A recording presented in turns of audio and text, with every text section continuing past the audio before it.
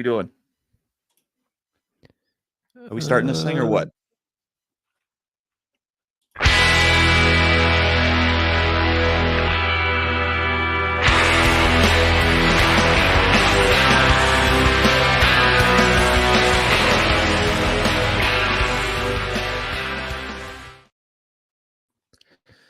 Hello, everybody. Welcome to Game of Nodes, where everybody's individually putting out fires, and I'm in the Jank Studio 9000. Well, we are one down today with a man that is just not wanting to be here, I think. He just simply popped smoke. Yeah. Apparently, he would rather spend time with his family than with us. I mean, that's just rude. Oh. What happened? Okay. My phone is sticky taped to a enormous like thermometer that I just found on the ground. And that's leaning up against the wall, and that's my camera. So yeah, I am 100% not set up in this place where I'm at. And I just grabbed a bunch of stuff out of a box and just like janked it all together. And here we are. So like, this is my corner at the moment. At least I can move my look at that. So, that is box. Nice box little thing. This is sort of just in there, and there's cables, and it's it's a whip. A little backlight. Yeah, well, it was very dark in this corner, so I don't know if this is going to be the permanent Potto corner. It's going to have to be some improvement on the lighting situation. It's a nice little nook. It's like right by the front door. I'm pretty sure it's supposed to be a mudroom back in the day that someone has just like turned into a desk. Yeah, but small like office thing prior to our purchase. But yeah, I don't know. It's a bit echoey in this room, in this little corner. So it's actually want to take. I don't like that. Yeah, it's too echoey when I open my ear up. Yeah, but you guys aren't really moved in yet, 100%, right? So there's still like soft stuff that'll start taking some echo out. Yeah, so eventually, but probably not in this front room bit. There'll be some plants and stuff. I mean, 90% of our furniture at the moment is plants. We're just sort of like shipped in the plants, and then this is we're both moving from small places, and so far this is like a 2-story 4-bedroom house, and we so far have a bed and a couch. All we own. And we went and looked at dining room tables like a couple of days ago, and I almost died looking at the prices of dining room tables. I'm not sure what happened, but I feel like when I was at college, I could get a dining room table for like $40. Yeah. And now they're like just insane money. The price of a chair is I know about it. Yeah. Ridiculous. It's fucking nuts. Everything is really expensive. Like here we've been doing some work outside, so we've been looking at outdoor furniture, and outdoor furniture I thought was cheaper, and I think we spent more money on an outdoor couch than we've ever done on an indoor couch. Like I'm pretty sure that's probably the case. Same thing. We walked into the store and I'm like, what is this shit? Like why? How can they comfortably ask for $7,000 for a fucking outdoor couch and table? I'm like, exactly. Like, that's ridiculous. Maybe we're in the wrong store. We ain't buying that shit. Yeah, same with us. Yeah. So then I went to like a more janky looking store, and it was not much better. So yeah, I mean, there's literally like there's probably a 30% price difference, but there's like a 400% quality difference in some of that stuff too. So yeah, and some of that, especially outdoor, I have to feel that. I have to look at it because you just never know if it's just a piece of steel frame with some shit wrapped around it, right? So because it's like wicker furniture, right? It's like you're buying someone's basket weaving from like the 80s. Totally what it is. It's totally what it is. That's exactly what our couch is. It's exactly what our couch is. I know. So well now they've done away with the wicker and they're just wrapping string around things. And they're like, yeah, couch, huh? There you Huh? go. You Yeah, can this hose isn't it. wicker. It's like a plasticky whatever that's wrapped around an aluminum frame. Like literally, that's it. And a big cushion. Yeah, And like but it's somehow like the that's plasticky crap $2,000. that's supposed to look like wicker, right? It's Yeah. like, and I don't know. The the nicer ones are like teak. Yeah. So, like boat decks Yeah, yeah. fashioned in yeah. Yeah. So I don't know, they look all right, but they're a little bit out of the range. They're quite expensive Yeah, for what they everything are. is. I know. So, milk crates are cheap. Yeah. Fair market furnishings, as Ben says. So you guys are sleeping in plants and shit. Well, yeah, Can I lay, we can I lay s across spent this palm? s spent all the money on the house, and now we're broke as fuck, so we'll probably just Yeah. for the next 10 Yeah. years, just sit on milk crates and, like, just buy a nice crib for the baby. Yeah. Literally, we're finishing up part of an outdoor project this year, and it's nice. Like we did a decent job with it, but we've been in this house for 18 years. Like that's literally how long it's taken. And people Wow. like it's just it's we moved in and we same thing. We moved in with nothing and we had a couple pieces of furniture and we redid some rooms 5 years later. And like it's weird how time just goes. You know what I mean? And you keep pushing things off and you finally want to get into something, but everything like I think especially that the place you guys have looks extremely well put together. So, but like when you get like older homes, you want to do like rework and all that type of stuff. Like you just have to have patience with it because otherwise you'll just go broke and you'll make something you won't even know how you want to use the house anyway. You know what I mean? Like everything has to slow down a little bit. Yeah. Yeah. This house is complete. It is an actual house of Yeah. reasonable quality. My previous house, I've spent the last 6 years renovating. It's the renovation that never ends. So I don't really want to be in that situation again, especially with a little one on the way. So Right. we got something that's more complete, which means it's like more modern and flimsy, I guess. It's like I don't I'm not sure how I think our methods of construction here are a fair bit different to the States, but this is all, like the sheet rock, I guess you guys would call it. We call it chip Yeah. rock. Yeah. Yeah. It's like drywall, they call it. Yeah. Yeah. So it's timber frame, drywall, and Same. some of the skin on the outside is bricks and some is like timber. Yeah. I think it's the same. Yeah. It's the I'm same just here. shit scared of termites here. But Oh yeah. yeah, we just sort of bought this place like um without a detailed like building inspection and pest Yeah. inspection. So Yeah. when we moved in, I was like, fuck man, I hope this place don't got termites. Kind of So, rolling with it. yeah. But I saw that outside it's got like here we have this, pool of chemical that you put around your house. It's like a tube that goes around the house and it's got a couple of access points every now and then. And then like every couple of years you pay someone to come around and just fill that shit up with Really? the good stuff. Yeah, and it just It- soaks into the ground. Is that did all houses do that? Is that like a common thing? No, there's various methods. I think this is one of the chemical barrier is like one of the more effective ones, Yeah. provided that you keep it up to date. So there is It's basically a 6 foot like moat of death around your house. Just pretty much, yeah. anything that's in the zone, not going to be there They- anymore. They go a bit overboard and like the green fumes start coming out of the ground and the grass starts dying. Yeah, mate.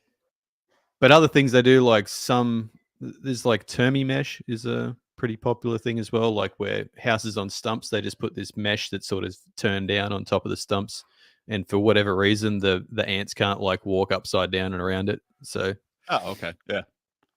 yeah, All sorts of crazy shit. yeah, and then fucking I don't know. Older houses have nothing. Like my old house that I was renovating, it had literally nothing. It was just wood that was not very tasty to termites. It was Yeah.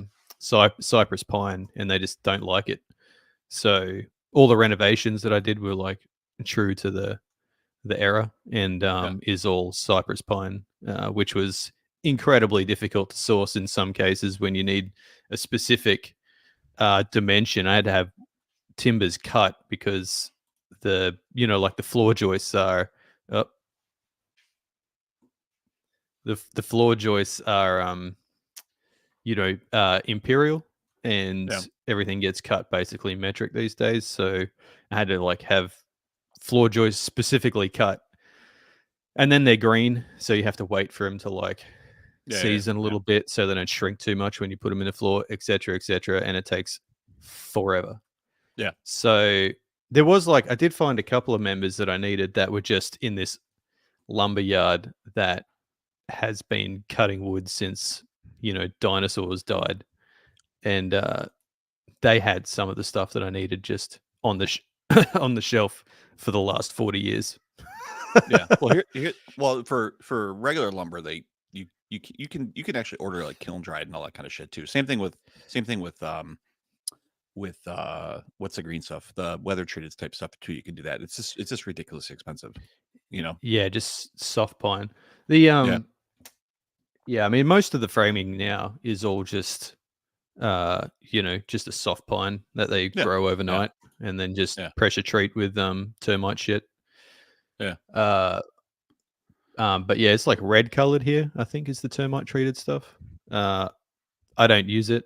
I just roll the dice and then salt the earth. Salt the earth with chemical. I fill the bag. Yeah. Yeah. So Well, yeah, today but I'm our driveway here is also quite steep, and we've been having trouble getting our stuff from Melbourne delivered because like it was the ground was a little bit damp on Monday yeah. when they were supposed to deliver it, and the delivery truck driver's just like, I can't drive my forklift down there. I was like, I said it was steep in the form. Like, I it's want on my you. box, man. And then he's like, yeah, I think I can do it. And I was like, maybe let's just not do it today and wait till it's dry and then come back. Because this dude was like, yeah, man, I can get that down there totally. And I'm like, I feel like if you do that and your forklift ends up in the front of my house, it's going to be a really big drama. And there's going to be insurance and you're going to be here most of the day. And I've also got shit to do. So let's just take it back and we'll come back when it's dry. And then they took it back and their dispatch rings me and they're like, man, we can't deliver it.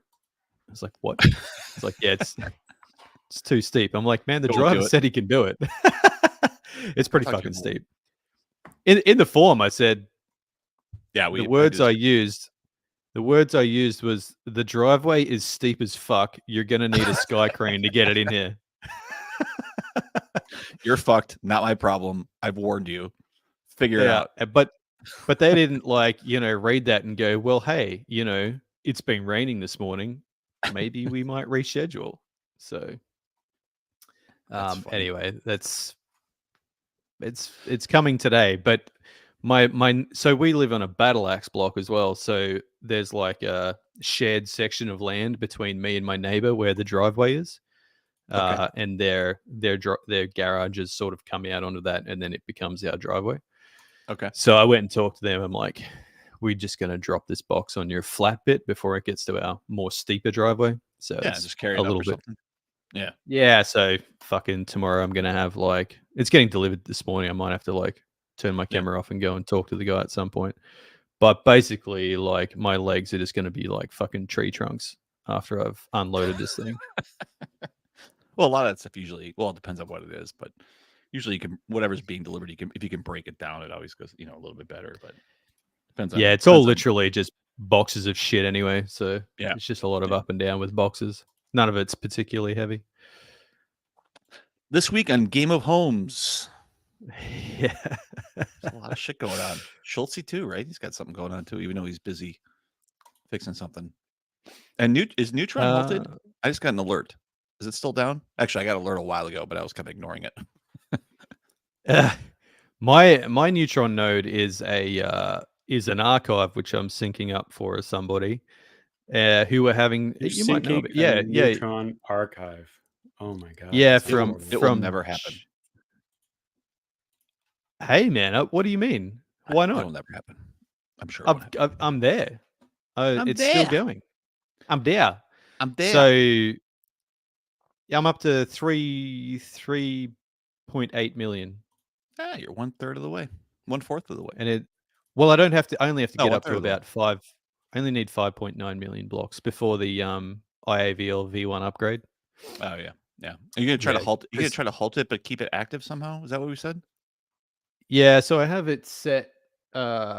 Basically, it'll fail at the upgrade, and then I'm going to remove all the peers and roll it back a block, and then bring it up, and it should be fine. Sit there and just dial.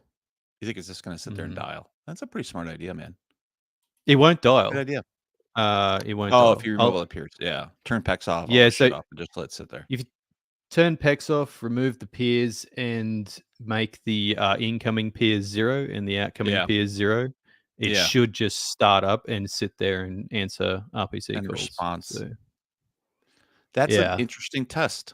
That would be useful to do for other types of things, actually, especially this IAVL switch. But that's a pretty good idea.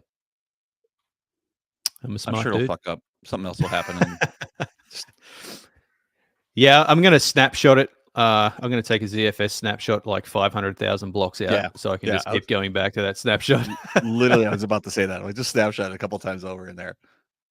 Yeah. I'm surprised it got peers and everything else, but that's good. Not gonna lie, it was pretty hard to get the first million blocks. It Yeah. was not happy. Yeah. Yeah. And plus there's a bunch of like non-governance upgrades in there, which were a pain in the ass.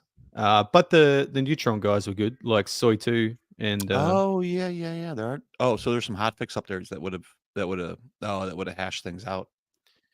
yeah, it's Yeah, just yeah, getting them at the right because a lot of them are just some of them are upgrade anytime type things, but you Yeah. know, sometime is too early for any time. I had a Yes. Yeah. couple of app hashes that I had to recover from and stuff like Yeah. that. But basically, I just ran with the latest compatible binary until it app hashed, and then I was like, "What binary am I supposed to be on?" Yeah. And they're Right. like, "Not And- that one." And I was like, "Oh, righto." What'd you do? Just roll back or something? Keep going. Just rolled it back and went to like an earlier binary, and then Yeah. waited till it app hashed, and then rolled back and went to the next one. I talked about this a long time. I think Shane and I were talking about this, but there is like no, I mean, there is no source of that information for each chain, right? Like, it just happens pretty much Neutron in the does. moment. Neutron's got it in their GitHub. Don't say for the- Cosmos for the directly, 'cause that's networks. not the solution either. No, Chain it's registry is in, not the solution, even though James and I maintain it quite It's diligently. there's so much like last minute because some of these things like Mel said, like there's a breaking change, but it's only going to happen at a specific point or a specific transaction comes, so you can actually have it. There's a huge window for when you can run that, but if you don't run it, it's going to app hash. Like I don't know if those not really captured anywhere, right? So I do chain registry updates when my Ansible is broken because it's just quicker for me to do that than. Well, actually, no. That's Schultz. No, I've got a variable. I got a variable, and then I just fix it because I want it to work next time. So yeah, yeah. But it's a I pain. I Like still you put have to in. type like fucking 10 more characters in your command line. It's kind of annoying. Fucking 10. 10. Ridiculous. It's ridiculous. Yeah, man. -E node version. Fucking. But that's not the only issues at the moment. There's fucking just problems with stuff that need fixing. It's hard to find time at the moment, man. It's quiet and incredibly busy at the same time with Yeah. The crypto world has dropped off a cliff in the last month. Everyone is, I don't know, like damaged from PTSD or something, and just taking the time for a siesta. I think there's a lot of I don't want to say things have like stalled around the place, but it seems like interest is waning a little bit in some regards, and maybe people are like quite worn out and just taking the now that the heat's off a little bit, just taking a little bit of time to recover a bit. But also, there's been a bunch of this is like conference season as well, so there's a lot of teams out conferencing instead of developing. I mean, I don't know. I think some of the stuff drives off of Bitcoin and Ethereum, right? Ethereum is just back on over $3,000, where what was it, late May? I was looking, is about 4,000, just about. So you have a 25% Yeah. drop in a month, and I like it's and like the with after the SEC and all that kind of news gets broken. Like, so what's the next thing, right? So like, what's the catalyst? We keep talking about this catalyst. What is the catalyst, right? So 2 months ago, they approved, which you could say is priced in, because there's all that, after the or before that approval, there was so much talk about that approval, and it was coming, and so it was kind of priced into that. And so just when it came, it really what it is. And then you had a nice spike after that, based off Bitcoin going to 70,000, and now that's at 57, and Ethereum was at 2,800 for a while. I didn't even see that. Actually, below that, even $2,800. I bought my ETH at ATH. Sorry, everybody. You're like, I'm doing my part. I bought it, and then literally the next day it took a nosedive. So. I actually saved last week. I saved the market as well by dumping some of my bag at ATL. So nice. Nice. Well done. That was, you're welcome. I'm You're poor. welcome. You're welcome. took a big L for the team. Some stuff bounced back this week. Say bounced a little bit. It's back at least above 30 cents. It was down to 26 or something like that. Oh no, I made it lower. I got it down to 25. Good job. It's back up to 30. Yeah. Is almost What a 33. guy. What a guy. What a guy. What a guy. I bottomed it out and just sent it after that. Bought back in at 30. Adam is above $6, or I guess it's at $6 right now. It was in the fives for a while, I think. So yeah, I don't know. I mean, when shit like this happens, people lose interest, and it just takes some time. And what's the next catalyst and all that kind of shit, right? Yeah, I mean, I was like, geez, I'm getting hosed over here. Maybe I'll take a look at the old stock portfolio. Amazon doing well. Amazon's doing well. Yeah. It's baffling to me how it keeps going up when its valuation is already astronomical. Surely I haven't looked into the like actual macros of Amazon a lot, but I'm assuming that they're pretty bad compared to its market capitalization anyway. I don't know. I mean, they kind of control that, right? So, I mean, that was a story for a long time, because they were putting so much money into AWS and infrastructure. I mean, but like right now we're going from 2-day to 1-day delivery, or same day delivery.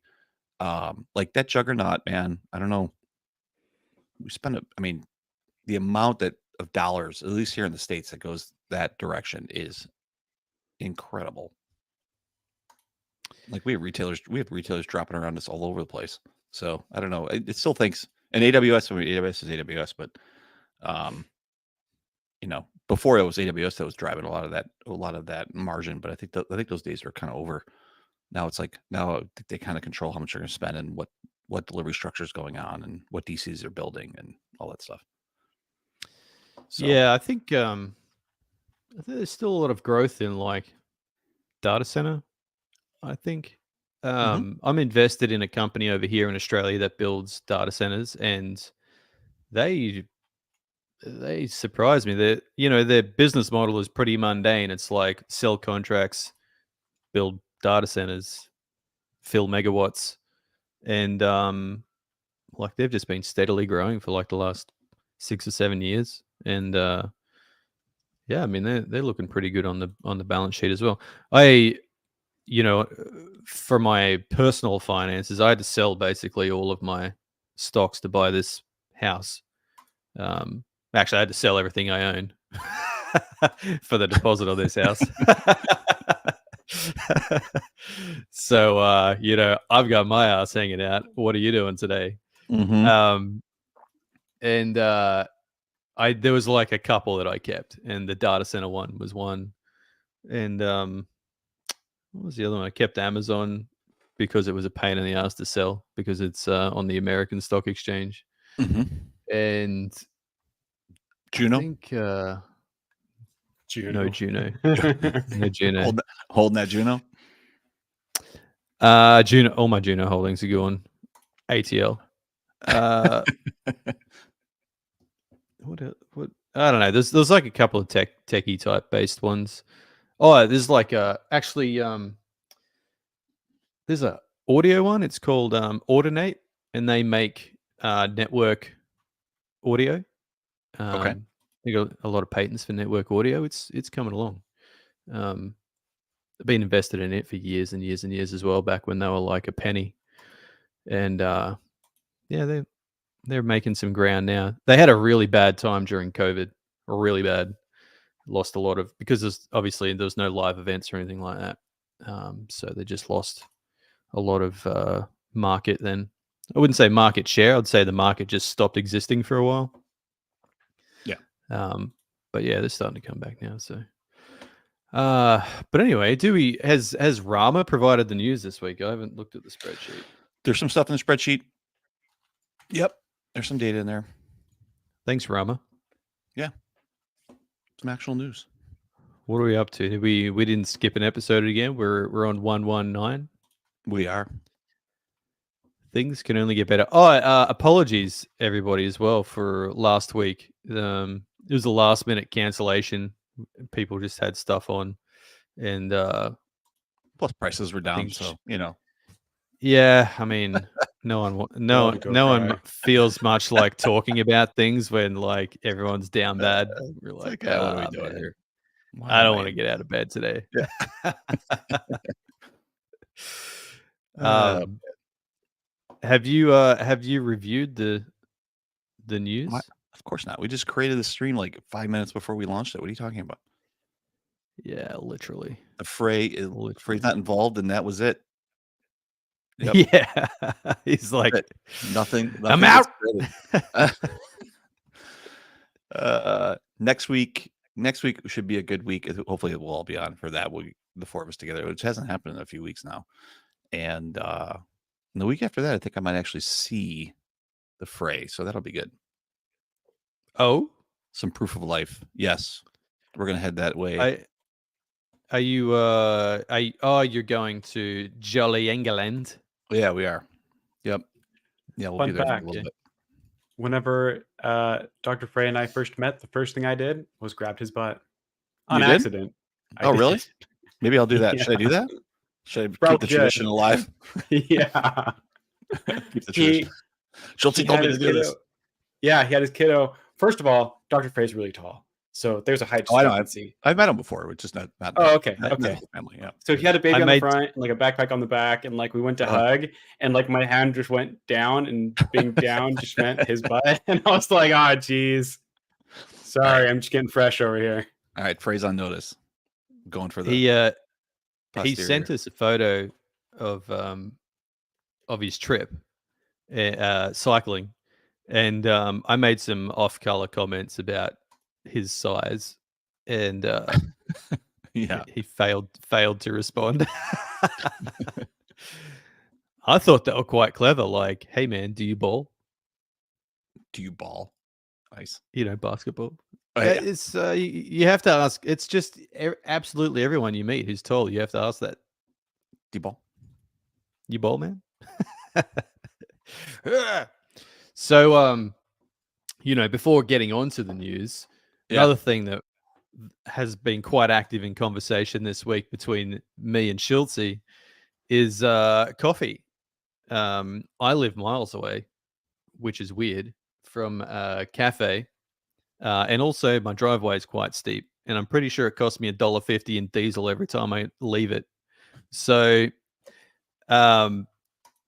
switching from a cafe man to a home barista, and fell down the rabbit hole of coffee machines. And let me tell you, my friend, that hole is deep.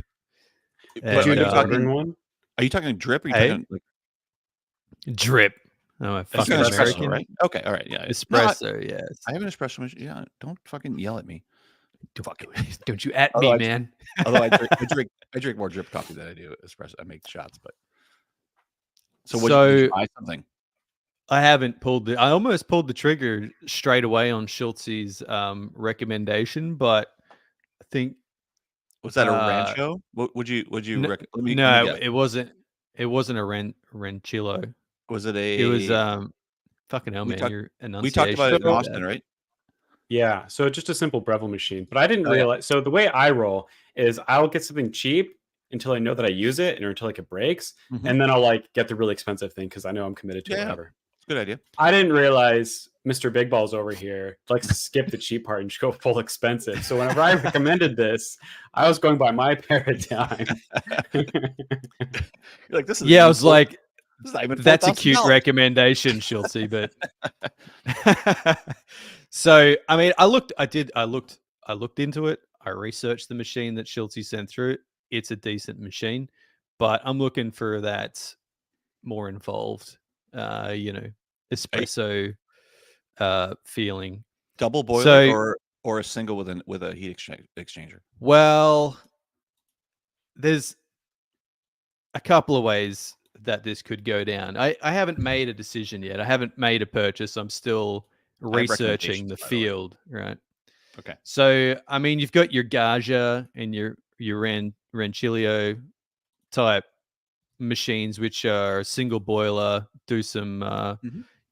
temperature surfing, that type of stuff, which I'm not massively keen on. But there Yeah. is like, so those two machines, and even some of the Breville or Sage Mhm.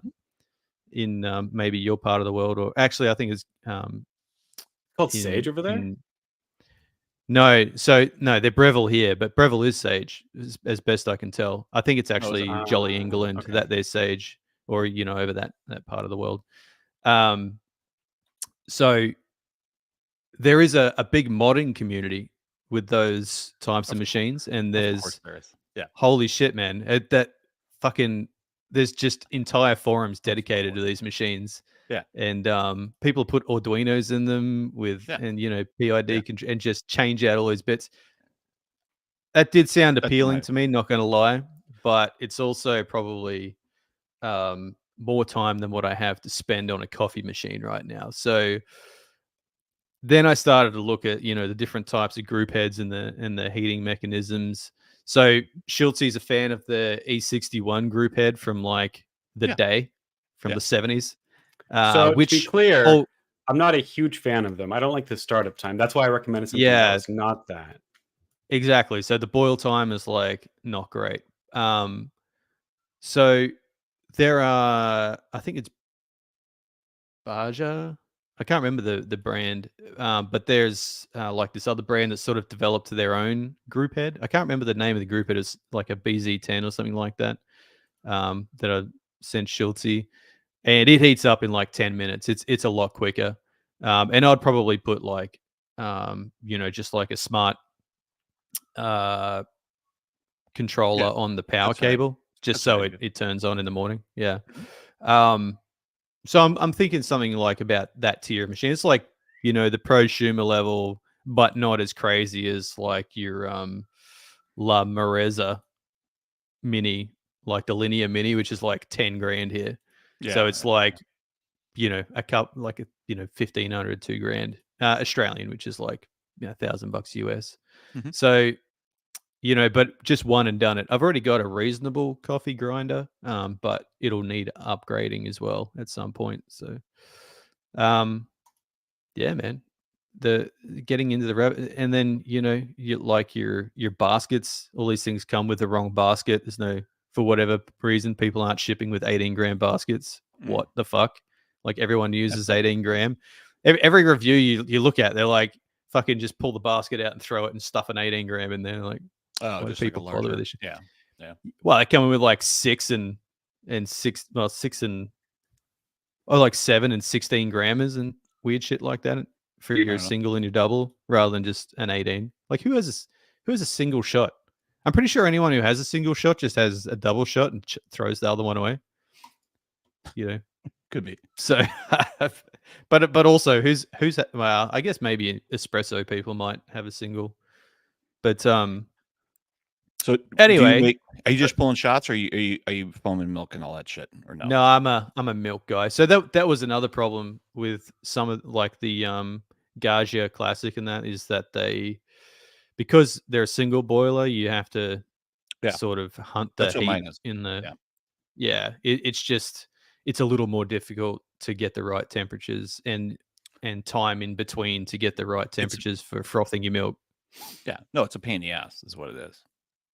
Yeah, I don't. It's just not worth it. Like, it's just a pain in the ass. And then the other thing is, like, if you want, you can't do back to back because if you do a shot and then use the heat exchanger, then you actually wait for the heat exchanger to and bring the boiler temperature back down to when you pull a shot. That could be like a half an hour. So, like, if you got to like back them up, right? So you got to make like a bunch of shots and then come back and froth milk, and like, you don't want to do all that. That's fucking nightmare. So if you're actually gonna use milk, I would ignore everything else and just get a double boiler and just be done. A dual boiler, yeah. And then so the one I'm looking at the moment is a dual boiler. It's got that different group head on it. It's got quite good reviews. There's nothing wrong with the 61 group. I don't know. That has nothing to do with the boiler or anything else. I don't know why you guys are talking about that. No. The 61, it takes a long time for the group head itself to heat up. It takes I half an hour. I see what you're saying. Yeah. That's what mine. Yeah, I have mine in a timer that goes like it basically gets a boiler and everything going for a half an hour before you want to pull. Yeah. Yep. Exactly. Yeah. So I have a quick mill. Quick mill. It's Italian. It's nice. It's single boiler. That's heat exchanger. what Schultze has. You have a quick mill? Andrea Hot Premium. Yeah. No shit. That's how fucking random, dude. It's not really. I thought you said you had the Eco. We sent me the link to the Evo. The Evo. Evo. Evo. Yeah. I have the Anita with a pit on it. No, the Alexia. I'm sorry, the Alexia. I have the Alexia with a pit on it, which is installed separately. So, well, the Alexia I think ships with that now. This was like 10 years ago, and then so that it's got a heat exchanger. And then it just pulls shots because I don't do that milk shit. Which is it's a nice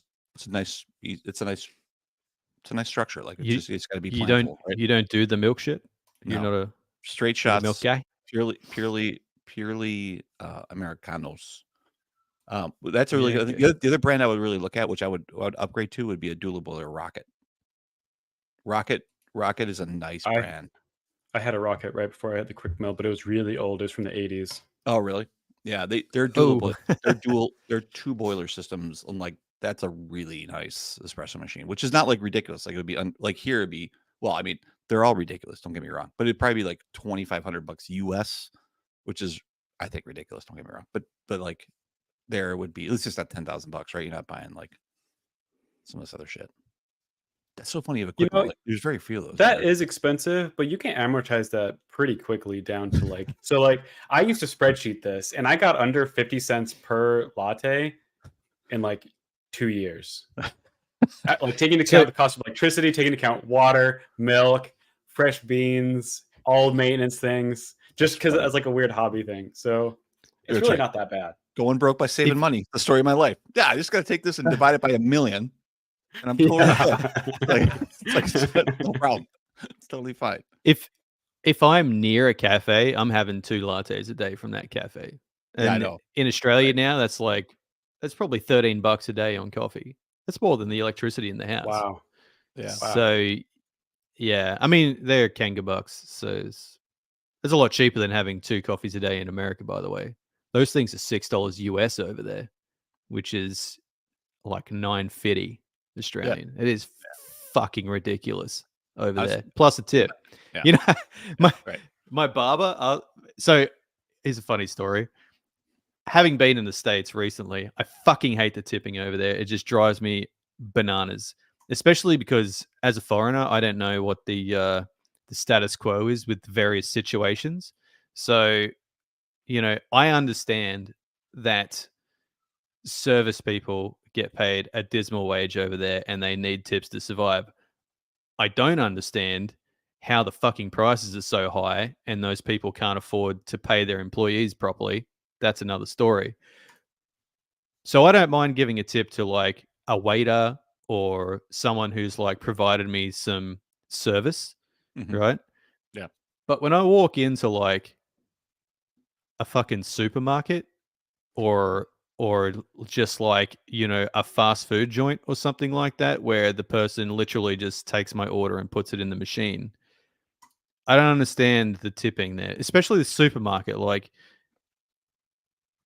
actually, here's an example: the duty free at Is there the a tip like a duty free?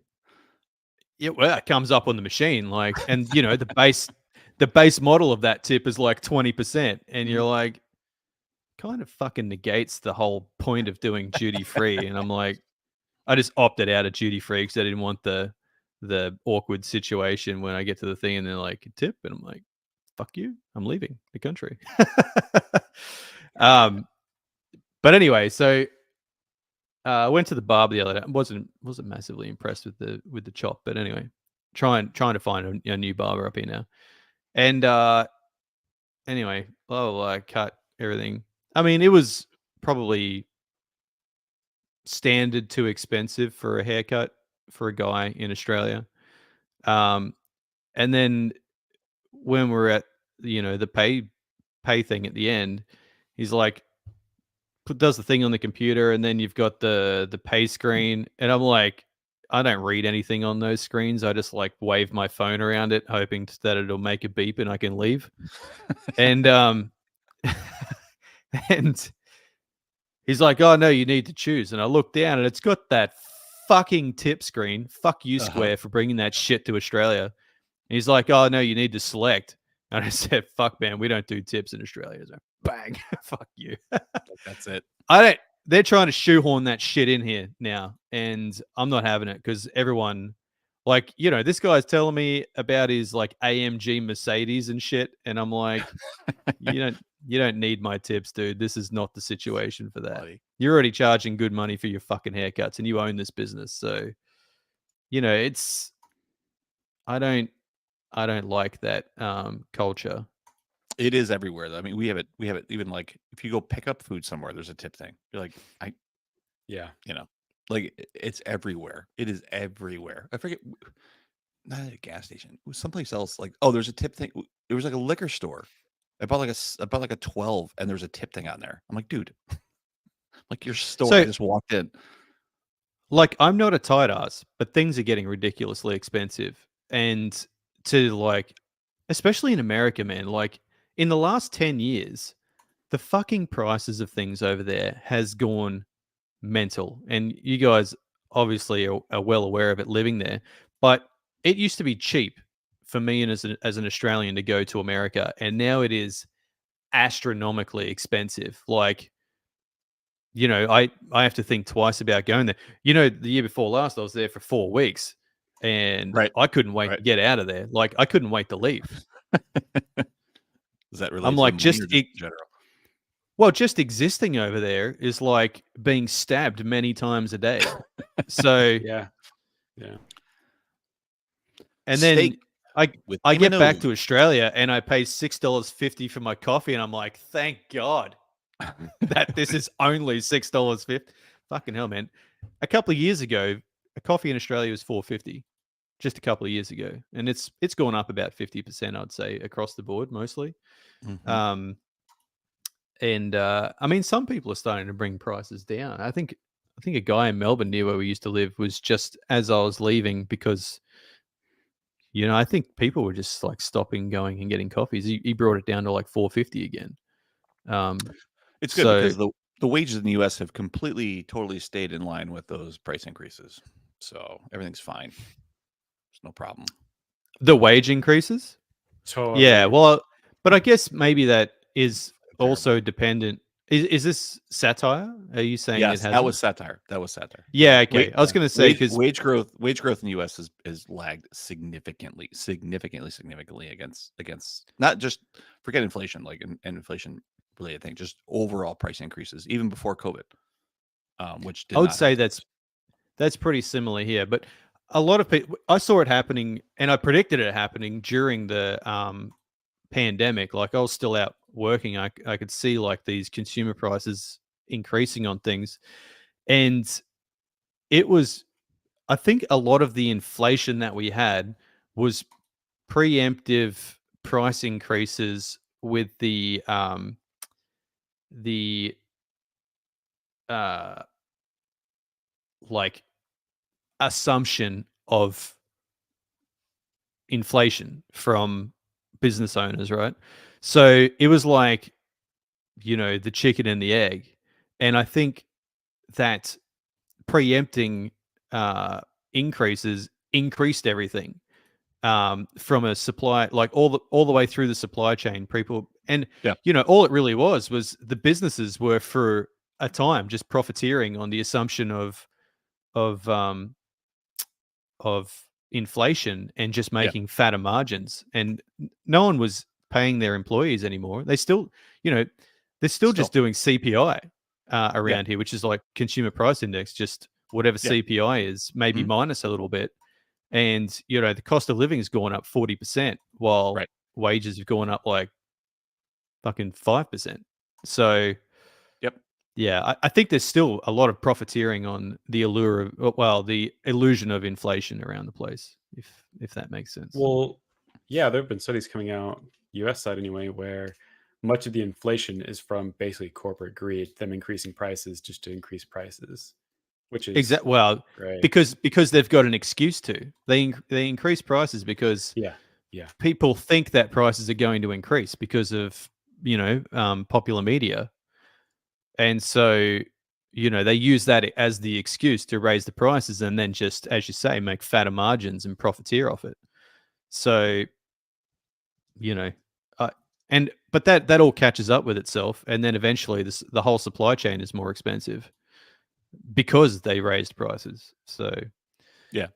you can see the petro industry is becoming more competitive again, and those prices are starting to come down, especially for things like diesel and around Australia, which is the lifeblood of Australia. All the trucks run on diesel.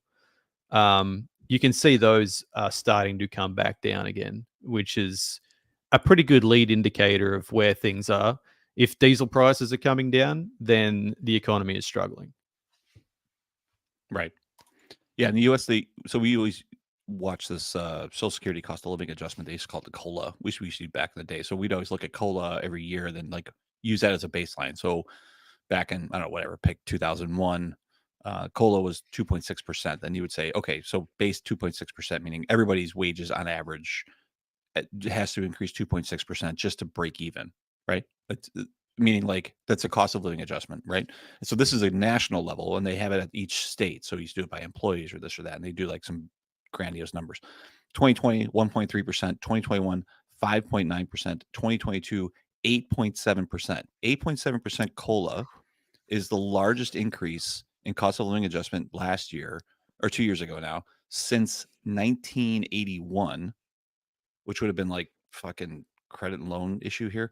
And then 2023 is 3.2. And I think this year, who knows what it's going to be this year. So over the last 3 years, that's 6% plus 8.7 plus 3.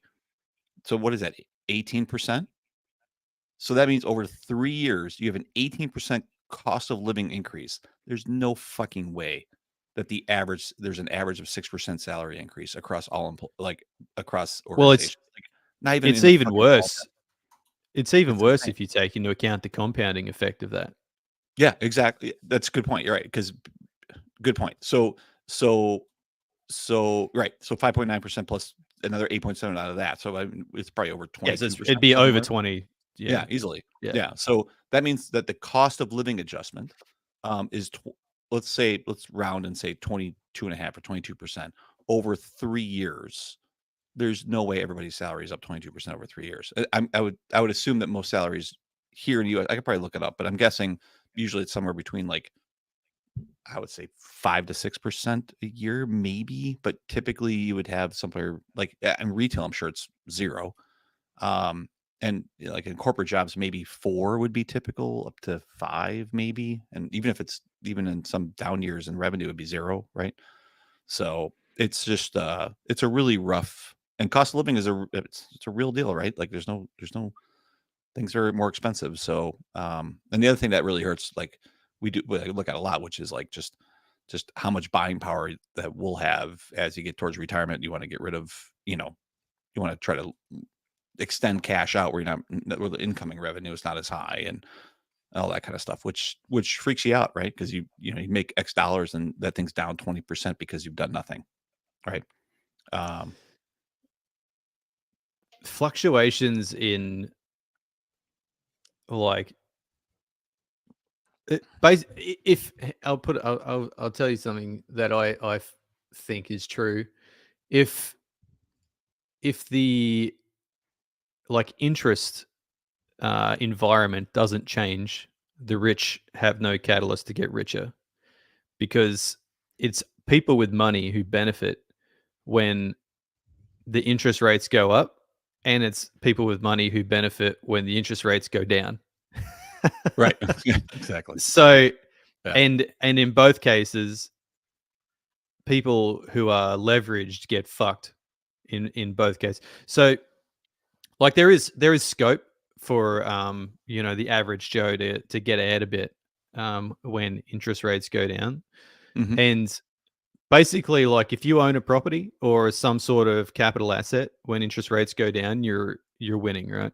Because the way the capital prices of things are calculated is based on return, and returns stay the same, and the interest rates go down, and so it's calculated off the base rate plus a margin for risk, and then basically the way the formula is, that's the way it works.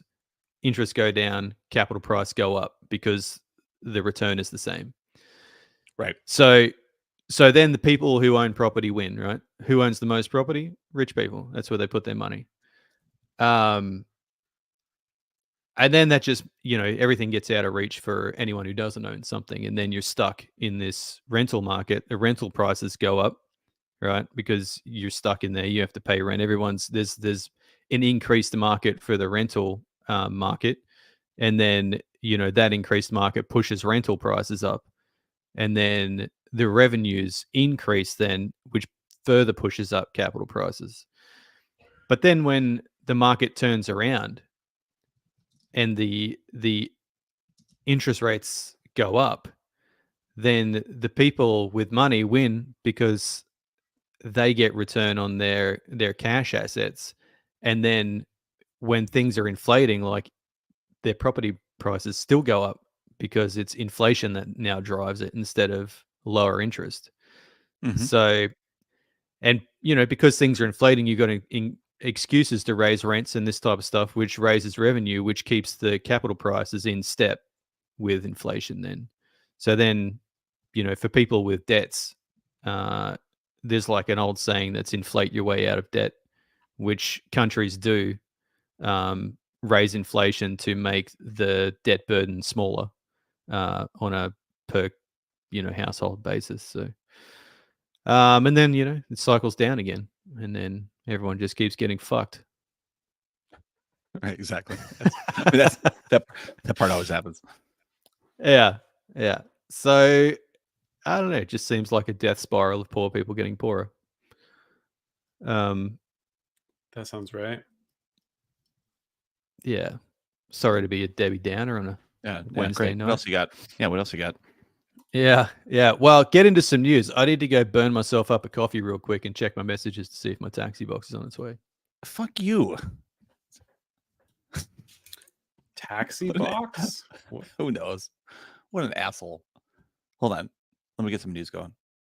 There is some exciting news in here. Sorry, I got distracted because I was looking at Neutron. So Neutron is moving. Sorry, there's a halt while we were on this call, and it is moving. But I really enjoyed the message from that guy. That's like, I'm just gonna quote it because I think it's pretty good. Guys, I have an idea. How about we work together on offboarding Neutron from Interchain Security? All this upgrade is super risky for Cosmos validators. I don't understand why we should support protocols like that. It is our Cosmos validators that can get slashed with these shady, untested software upgrades. Plus, the requirements are getting very high on the infra side for a network that pays nothing to both stakers and validators. well, tell me you only validate the hub without telling me that you only validate the hub. Yeah, right. Like he comes in, he's got his little Hey, like I don't know if leaf you guys knew icon on this. there. Yeah, exactly. Pew! I don't know if you knew this, but this chain's not paying us anything. Oh, really? You did? Yeah. Is that what's going on? Yeah. Somehow this I just look, guys. This chain is not at $8. It's only at like, oh my goodness. Devs need to do something. It does need to do Let's something here. let's kick it out. Yeah, it does look like so it is moving, but it's really slowly moving, it looks like. It's moving quite slow. Yeah.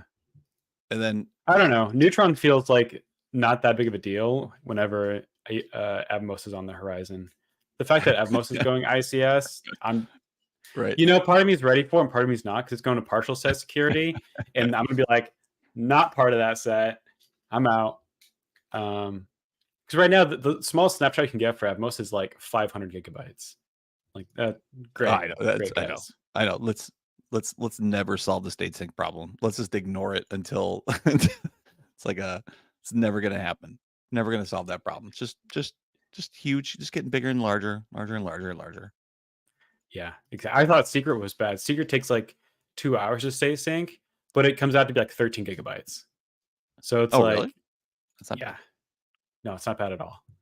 It just takes long to get through it. Well, Neutron nodes are running. They're not complaining. I have one that has some tracing on it that's failing, but that seems to be unrelated. So, well, that's interesting. All right, one piece of news. I don't know if this is news. Maybe this is from last week since we skipped. So there's an article from the block. We're talking because we've been talking about Pump.Fun for a few weeks now on Solana, right? With shitcoins and meme coins and all this kind of stuff. And it just Pump.Fun's cumulative revenue crosses $50 million. Platform has helped launch over 1.18 million meme coins. It's amazing. Solana-based meme coin launchpad Pump.Fun's cumulative revenue has crossed 50 million.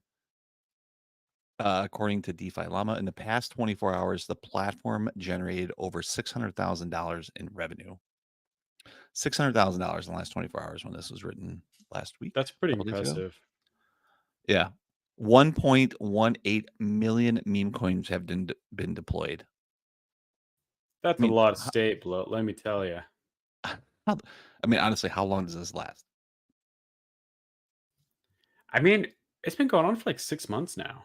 That's right? true. Yeah, I guess 6 months. So if Solana can establish itself as like the meme coin hub, 1, good for them. 2, dang. And Solana, the way their validators work is a bit different from the Cosmos in that they actually get more money from fees, I understand, than through block rewards. And so they must be just raking it in right now. Right. Yeah. And Rama says it has no token. That's purely Solana that's into the devs' hands. Yeah. So anyway, fascinating. It's totally fascinating. Craziness. Yeah. Anyway. And I know Noel uses Pump.Fun. I don't know if he still does, but I know he did. He did use it. And there's supposed to be one in the Cosmos here shortly, isn't there? Or is there one already? Rama, chime in. What a meme coin hub for the Cosmos ecosystem? Yeah, I think on Osmosis there's a Pump.Fun for Osmosis. Nice.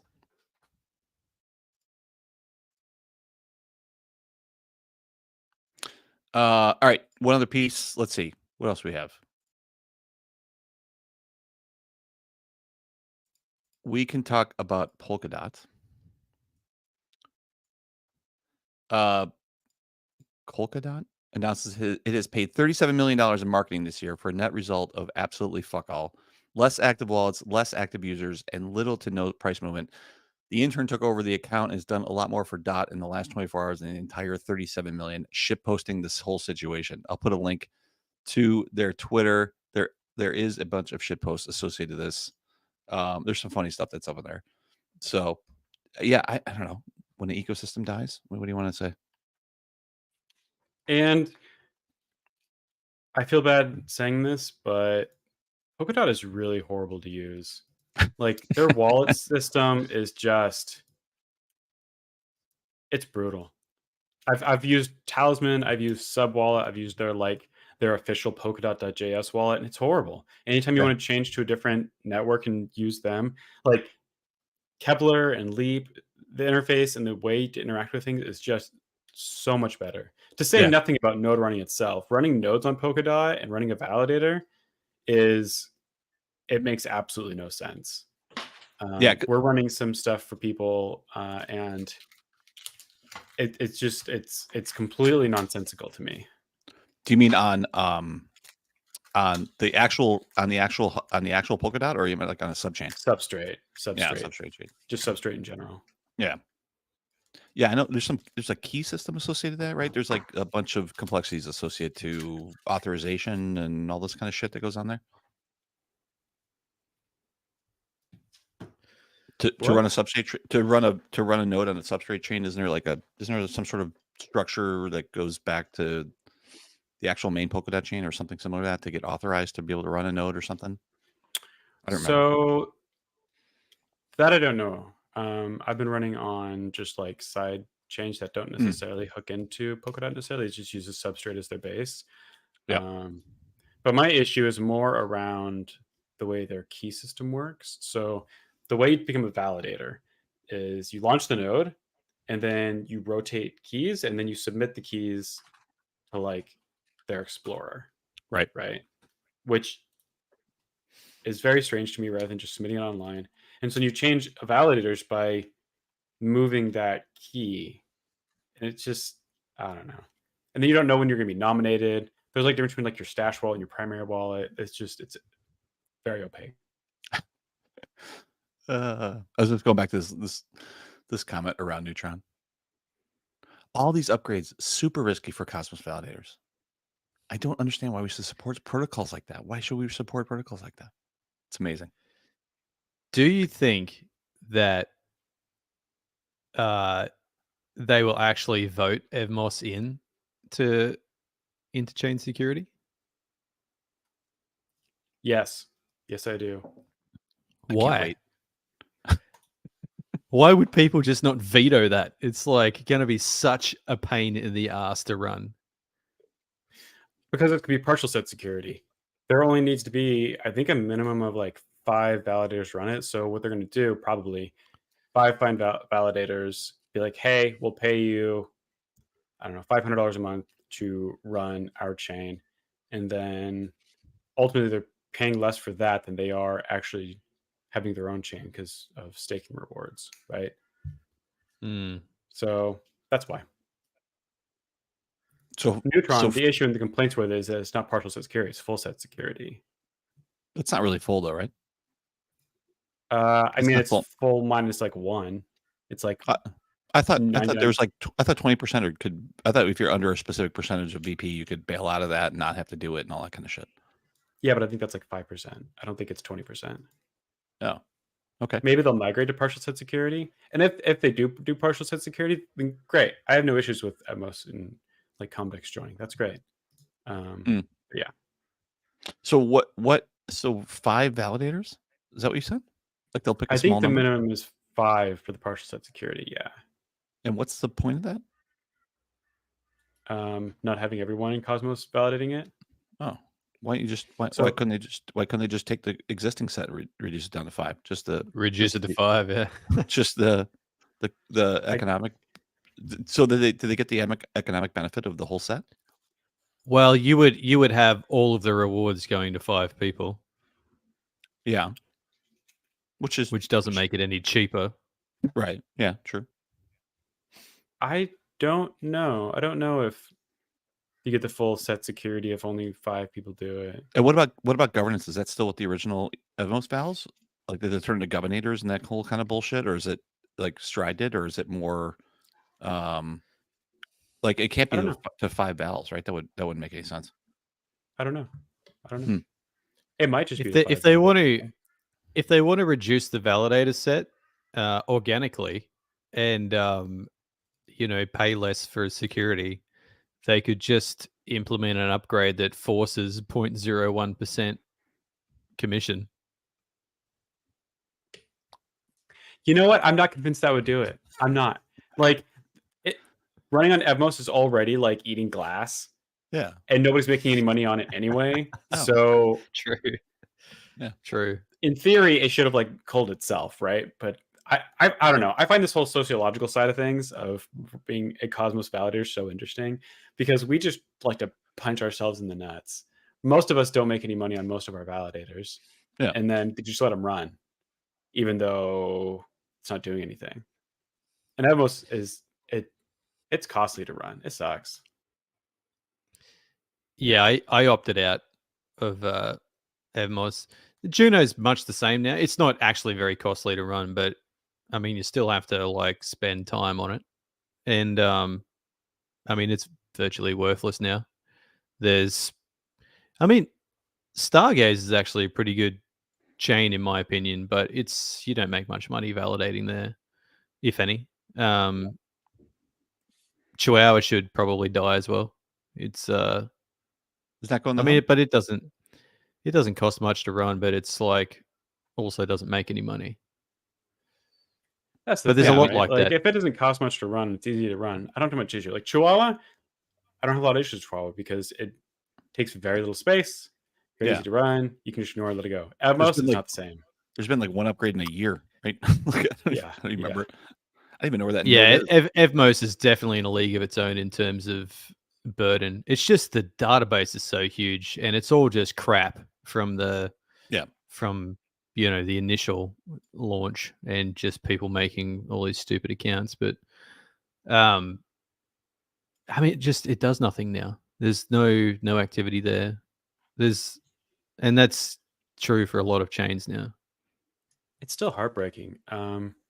It was pretty nice prior to the Nomad hack, and then the Nomad bridge got hacked, and now it's never recovered. That's gonna be heartbreaking for a lot of folks. It was a real like that Nomad thing. It was just a death blow overnight, wasn't it? It was just you're done. See you later. No liquidity, no more game. Well, and I think Evmos kept a lot of us kind of afloat for a while because it was just printing money from the beginning. I've never cashed a single Evmos.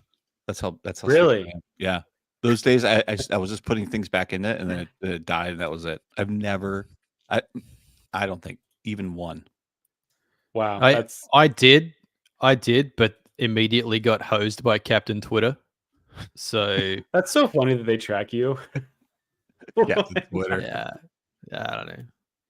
Hey man, you can't show your rewards, man. You're not supporting the chain. That was a great Strange Brew. That was amazing. Yeah.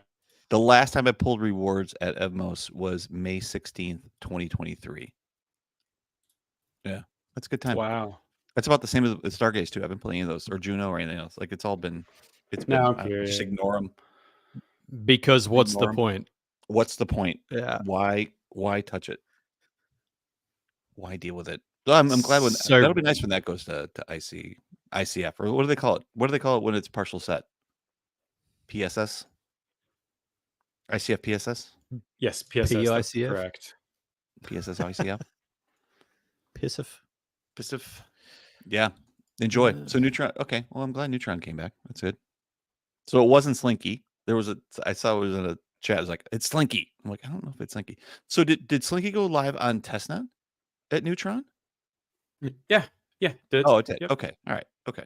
So make sure, because I didn't see anything about that conversation, and so I just didn't know if Valves were trying to figure out exactly what the hell they were doing with it or not.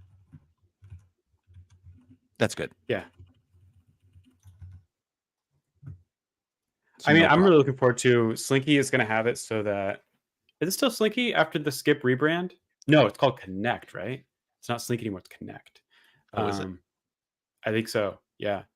They're going to have it such that you can just have one Slinky and have all chains talk to that one sidecar. And that is going to be glorious. I cannot wait for that.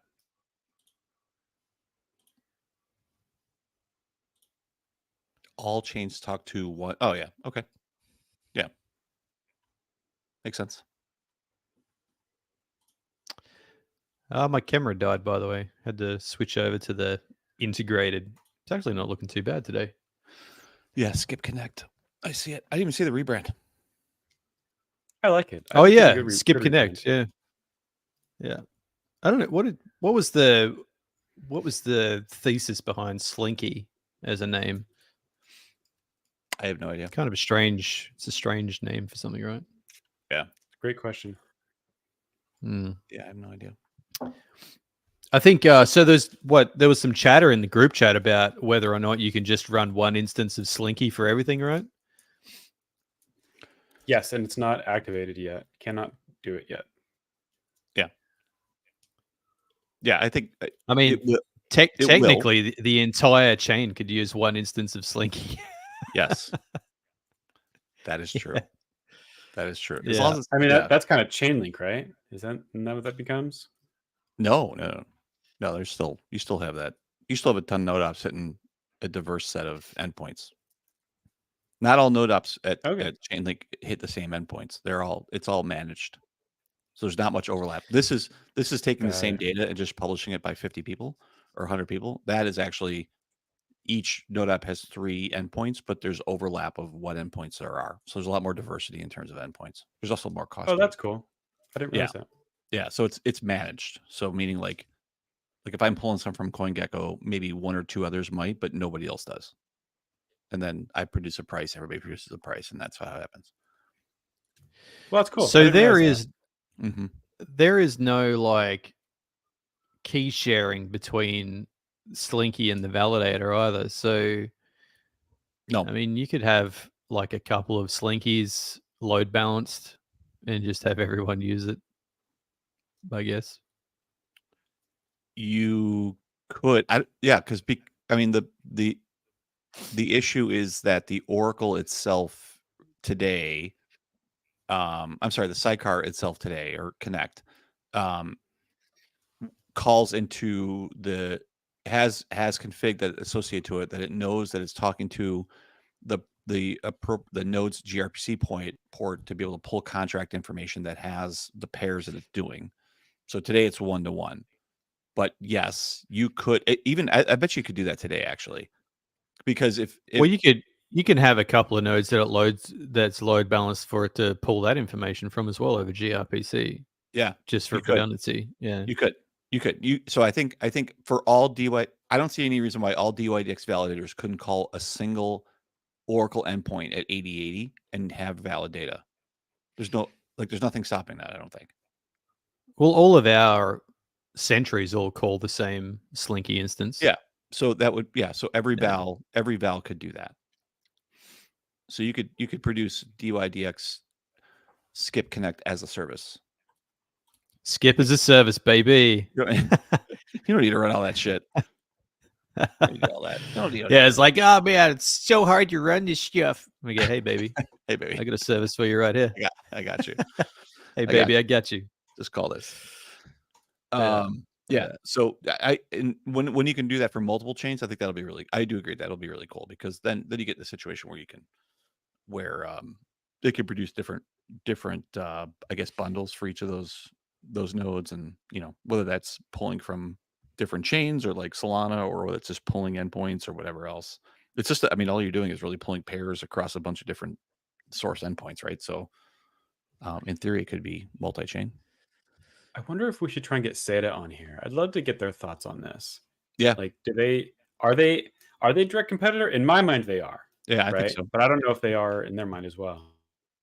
I think so. I would think that they would think that. And also I like their structure is that you can basically, the way I understand it is that anybody can come in and be able to create an Oracle endpoint, define what that is, and then that gets distributed out, and those groups go out and identify that data and bring that data and create a trusted Oracle associated to that very quickly, right? Like, hey, I want to get this price pair, and then you can produce that based off of like some components. I'm not sure how fast it is, or if it's the same thing way it works on chain, or if that is through vote extensions the way that Skip does it, or how that I don't know how that exactly works, but I think it's just an endpoint. I think so. That would be cool. We should it's on our list, man. We got all these fucking guests. We don't do anything. That's what happens when we come up with a show like 2 minutes before. We even had we even talked to a lot of people about coming on here. We did. So Fans of the show, there's a lineup of people to come on here. We just have to like send them a message at some point. We need a we need a booker. Booker. Yeah. Yeah. I mean, of course, any one of us could do it. No. Yeah. How successful is that been? It's like nah. I can do it. I'll do it. Well, shit. You're like, you Such fucking full lie. sh- Did you such fucking sit there and lie to me, Yeah, you exactly. asshole? You asshole. Yeah. When you sit here and say that, yes. As soon as we hang up, you're like, I'm not doing that. Fuck that. Fuck that. I I'm do not that to doing this rebrand. bullshit. It's fun. Anyone got ETHCC regrets not going? A I little mean, bit. Schultzy's got representation there at L5. Yeah. Erdogan. It's good to have somebody in the EU. Yeah, I'm a little bit. It seems like it was I'm hearing a lot of good things, and there's a lot of folks that we know are going, so that would be cool. Maybe next year. Yeah, it's kind of. Yeah, I don't know. It's a long way to go over there every time there's something on. So I'd pick my battles to go over there once a year. I think next year, though, I won't be going to the States. I think it might. Rama keeps calling it ETHC crime. So obviously, Rama's got a vendetta against that. I think the next one I'm going to go to is going to be in Europe. The America's annoying me. Fucking coffee prices. But also, like, having a newborn's probably going to limit my ability to go anywhere anyway.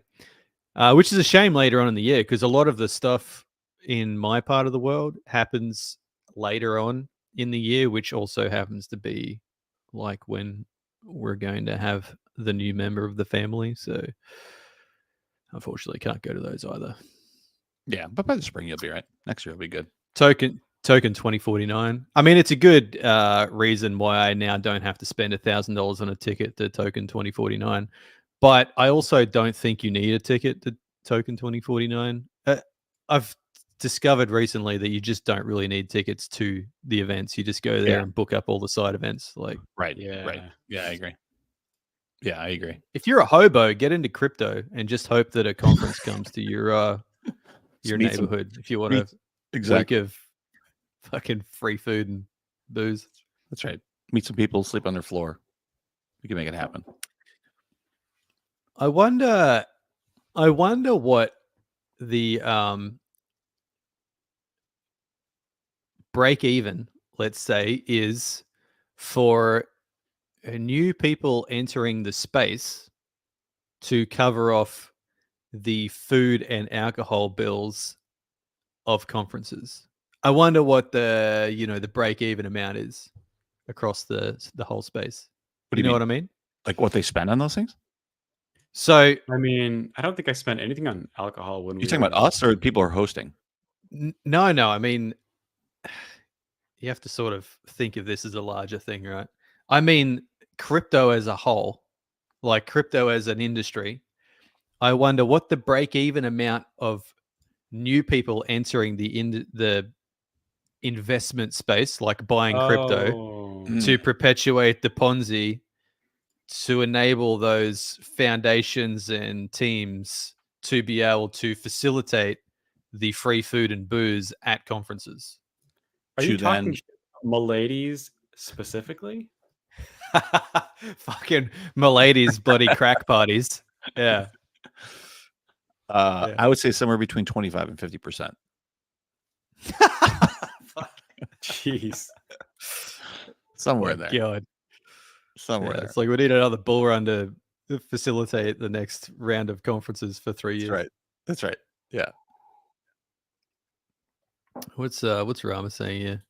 I can tell you for okay, you will not be going to overseas next year. So Rama is referring to the new human appearing. I left the country after within the first 12 months you can get out. You can do it some trips. Nothing crazy, like not for like you can't go for a month. Can't like disappear.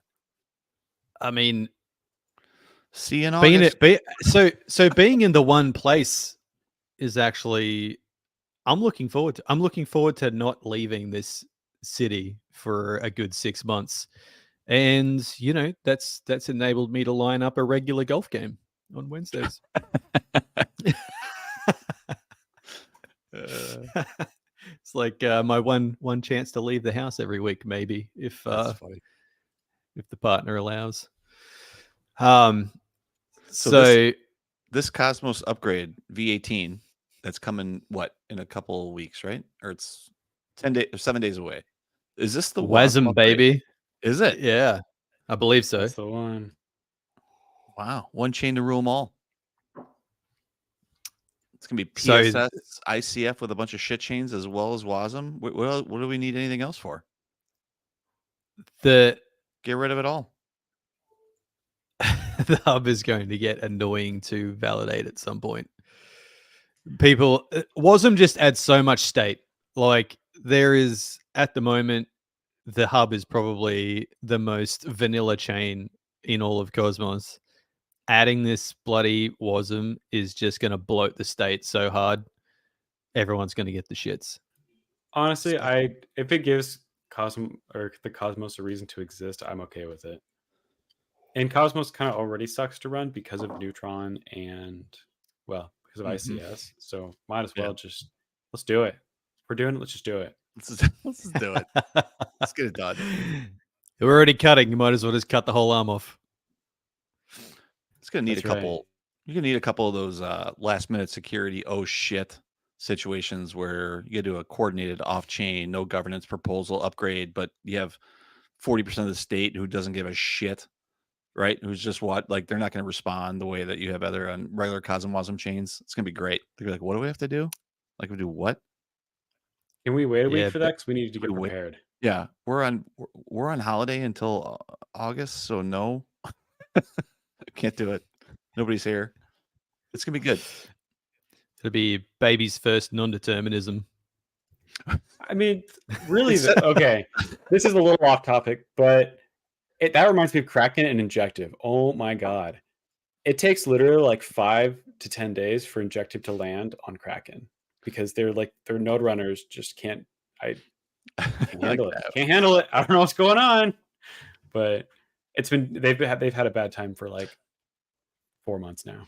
So couldn't the foundation here or instead of putting WASM right on the hub, and if the hub is this financial entity that backs these other things, wouldn't it have been better to just have a permissionless WASM chain as a subchain, as an ICF, as a ICS chain or something similar to that off the hub, so the hub can do what it does and just make blocks and upgrade slowly and be stable? Like, why does this have to be on the hub? Like, why couldn't it be someplace else? Why couldn't it be on something else that is hub 2? And there it is. It's it's the same thing, but it's a subchain, so, or it's a ICS chain, so you know the same. If it goes down for 2 days, at least the hub's still moving. And like why does it need to be on the primary? I agree. Maybe we should call it something like Proton. There you go. Like why? So this is going to be risky, and it's going to add. Not that Cosm was risky, but it does have security things that come up, right? Like it's moving quickly. And this is permission or permissionless? I don't remember. Permissioned, right? I think it's permissioned, which is Yeah, also well, going that to blow lowers. the proposal state. Right. So it seems like maybe it would be better as like a ICS chain that still has the same branding, but it shows the flexibility of ICS, and now it's a way to be able to have that be as a something else. And I don't know, maybe it's just not Atom based. I mean, that's kind of the main issue with why a lot of people voted no, was because it directly competes with Neutron, which that is Yeah. literally We'll talk about that. exactly the purpose of what Neutron was supposed to be, right? Right. Yeah. But the problem is we haven't seen dividends from ICS, and so you can't really rely on it anymore. I mean, that's the issue. They haven't figured out the economics of ICS. Yeah. Oh well, good luck. Enjoy. I can't wait for you. What else can we give you? Chihuahua you can take. Yeah, Evmos is cool. hold on. Let me bring up a list. I'm gonna make proposals for all these to go to ICS or something. What else? What else do I not want to deal with? Yeah. You can be the new havoc bringer in the ecosystem. Just Yeah. keep making proposals for ICS. Meme coin. That would be good. That should be an ICS chain. You guys should do that. You should definitely do meme coin. You could really start a fire and suggest Akash become an ICS chain. Oh man, people would get lit up. It'd be all over you. Chihuahua. What else we got? Empower. You can take. Uncredited has joined the chat. I'm late and haven't checked the charts since early last month. Just do yourself a favor and don't. You're not going to get any spoilers here anyway. We don't do price talk. Everything's fine. Talk about coffee. Everything's instead. fine. Yeah, exactly. Yeah. Oh my god, man. What a fucking This week. I don't know about this fucking Nook. I'm sitting on a cube and my back is starting to fucking die. I'm gonna shorten the show to an hour. Fucking This is not a fuck, plan. man. I can't wait for my goddamn chair to get here. It's fucked.